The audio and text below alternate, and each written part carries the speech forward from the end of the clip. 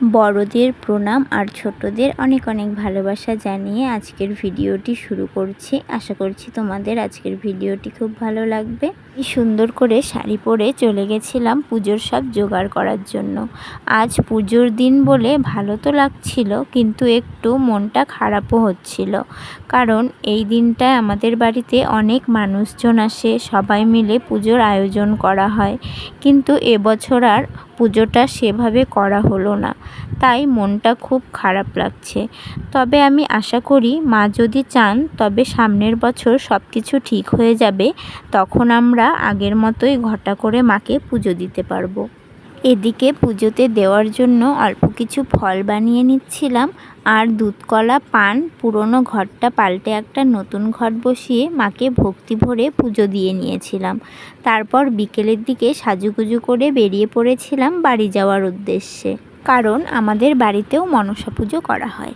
যেহেতু বাবার বাড়ি শ্বশুর বাড়ি দু বাড়িতেই পুজোটা করা হয়, সেই জন্য শ্বশুর বাড়িতে পুজোটা করা হলে বাবার বাড়িতে যাওয়া হয় না।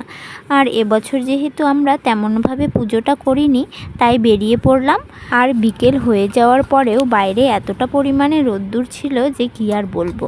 তারপর মিষ্টির দোকানে গিয়ে ঠাকুরকে দেওয়ার জন্য অল্প করে সন্দেশ নিয়ে নিয়েছিলাম, আর রোডের পাশে একটা দোকান থেকে আমার জন্য একটা হেলমেটও নিয়ে নিয়েছিলাম।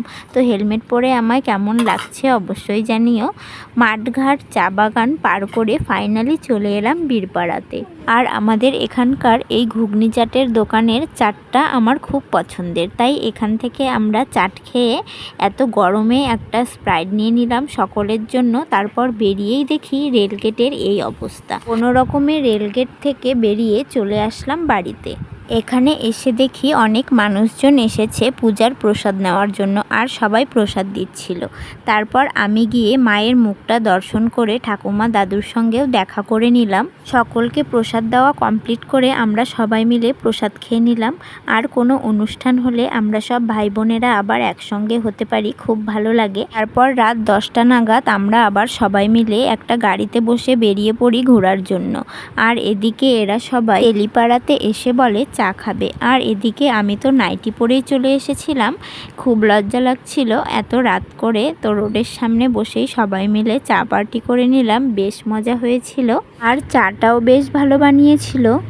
ছোটোবেলায় ভাই বোনেরা সবাই একসঙ্গে খেলা মারামারি হাসি খুশিতে বড় হলেও বড় হবার পর সবাই নানানভাবে ব্যস্ত হয়ে পড়ে, একসঙ্গে হওয়াই হয় না কোনো অনুষ্ঠান ছাড়া। তাই সবাই একসঙ্গে হলে দুঃখ কষ্ট চিন্তা ভাবনা ভুলে প্রাণ খুলে হাসতে পারি, মনটা আবার যেন আগের মতন হয়ে যায়, মনে হয় যেন আবারও সেই আগের দিনে ছোটোবেলায় ফিরে গেছি। সেই কারণে ভাই বোনেদের বছরে এক দুবার একসঙ্গে তো হওয়াই উচিত, মনটাকে আবার তরতাজা করার জন্য। আজকের ভিডিওটি এ পর্যন্তই। তোমাদের আমার এই ভিডিওটি কেমন লেগেছে অবশ্যই কমেন্ট করে জানিও।